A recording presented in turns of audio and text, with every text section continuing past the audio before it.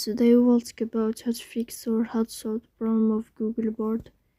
You will click on Settings. In this list, you will click on Apps, Default Apps, App Settings.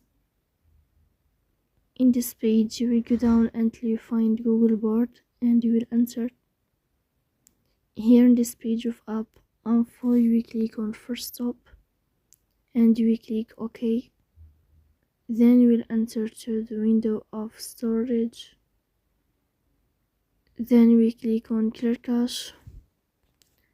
But pay attention, don't click Clear Data because that can delete your account or can cause you errors in your app.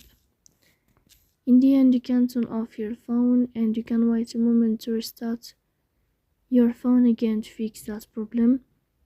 So please don't forget to support us by like and subscribe. See you next time and thank you for your watching.